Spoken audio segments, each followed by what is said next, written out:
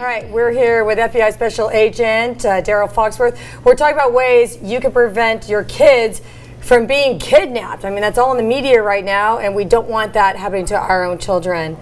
But from your perspective, Darrell, welcome back to Primetime. Thank you. What can we do as parents, as and teachers, adults who care about children? How do we protect our kids?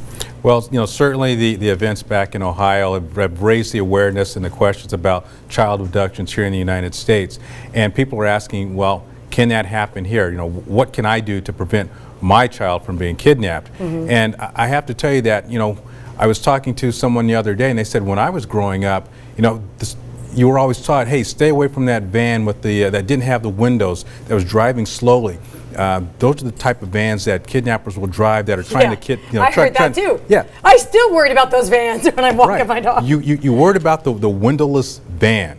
Well, now that van has a window and it's called the internet, and it's coming through your computer, coming to your house. Yeah. So you have to look at what's the technology out there today, where are the threats coming from.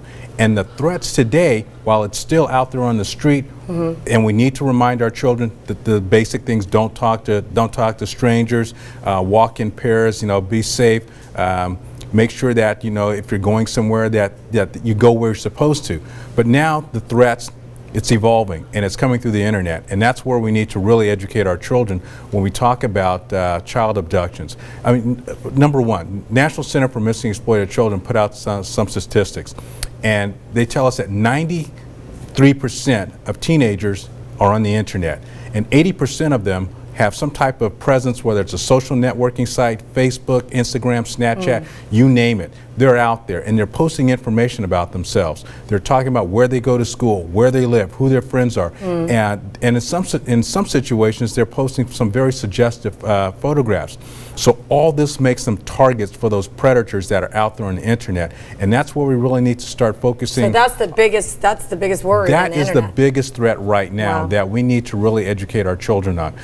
Recently in Alabama, we worked a case where we had a person that was sentenced to 35 years in prison, and basically this was an internet predator, and what he did was he targeted children that posted information about themselves on the internet. He would engage them in conversations and then elicit private conversations, what do you like, pretty personal information. And then he would take that information and he'd say, well, you know what, if you don't send me pictures of yourself in some state of undress, then I'm going to take this information, this personal information that you told me about, and I'm going to post it on the internet. So then out of fear, these children would start then, sending pictures of themselves in some state of undress. I've never heard that before. Yes, it's called sextortion. Sextortion. And that's what I'm talking about.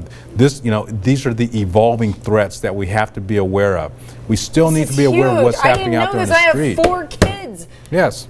I've been a mother for 2 decades and I didn't know this. Yeah, and so with technology, it's great, but these criminals, these predators, are also using it as a means to make contact with our children and use it as a means to engage them in sexual exploitation activity. Well, thank you so much for that information. I knew the internet was a threat, but I didn't know about the sextortion. Right.